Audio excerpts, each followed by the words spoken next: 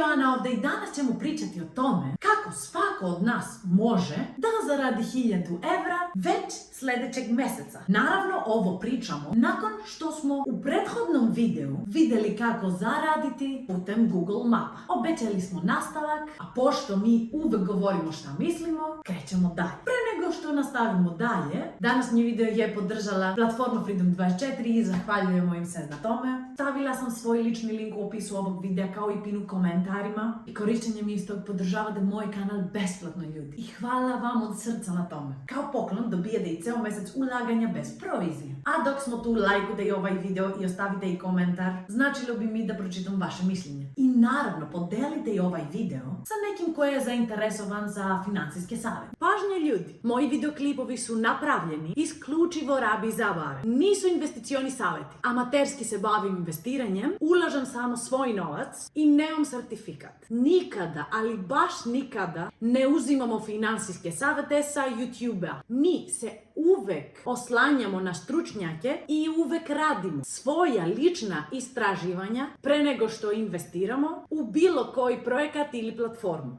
Hvala. Vidjeli smo kako da prepoznamo i pomognemo firmama, malim biznisima ili organizacijama da poboljšaju svoju online prisutnost i postanu vidljiviji. A sada prelazimo na korake kako da to uradimo na Google My Business. Prvi korak je prikupljanje ključnih informacija. Nakon što smo dogovorili posao, treba da razgovaramo sa lekarom, na primjer, i prikupimo sve ključne informacije. Adresu ordinacije, radno vreme, telefone, mail. Ovo će biti osnova za naš nalog. Ako ordinacija pruža dodatne usluge, poput hitne stomatološke pomoći ili dečije stomatologije, razmislimo i o ključnim rečima koje pacijenti koriste pri pretrazi stomatoloških usluga. Možemo ih uključiti u opis ordinacije kako bismo poboljšali SEO. Ovu uslugu ćemo zasebno obraditi detaljnije u narednom videu. Drugi korak je registrovanje preduzeća. Koristimo email lekara da registrujemo preduzeće i potrebno je da kliknemo na Claim My Business. A sa slikama ordinacije ćemo da potvrdimo vlasništvo. Ako su dostupne, koristimo profesionalne fotografije ordinacije jer to stvara pozitivan prvi utisak o ordinaciji. Možemo dodati sliku sa obeleženim imenom ordinacije na vratima kako bismo dodatno potvrdili autentičnost kao i biografske informacije o lekaru, specijalnost, obrazovanje i iskustvo. Treći korak je detaljno dodavanje informacije. Unosimo sve informacije o ordinaciji precizno. Ako ordinacija nudi specifične usluge poput estetske stomatologije ili ortodoncije, dodajemo ih tako bismo privukli ciljnu publiku. Također,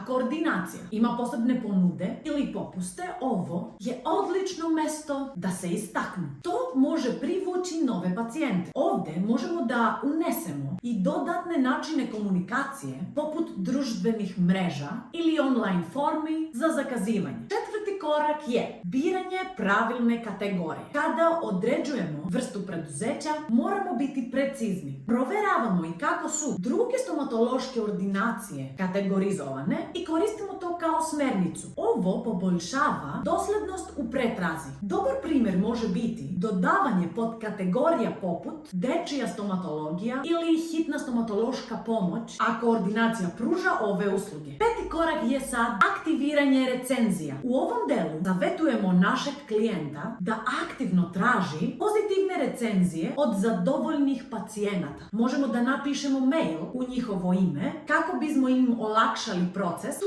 možemo dodati zahvalnost za posetu i podsticaj za deljenje iskustva uz direktni link ka stranici za ostavljene recenzije. Jako je važno da naučimo klijenta kako da odgovara na recenzije, kako pozitivne, tako i negativne. Na taj način će delovati pristupačno, transparentno i time će graditi poverenje kako sa trenutnim, tako i sa potencijalnim pacijentima. Šesti korak je vizualni identitet. Ako ordinacija već nema nema profesionalne fotografije, a mi imamo dobru kameru na telefonu, napravit ćemo nekoliko dobrih slika ili čak kratak video. To će dodati lični dodir i povećati poverenje, a ove usluge možemo i dodatno naplatiti. Sad 7. korak je redovno ažuriranje. Možemo da naučimo klijenta kako da redovno ažurira informacije, posebno ako dođe do promjena u radnom vremenu ili uslugama koje pružaju, a možemo dogovoriti i honorarnu nadoknadu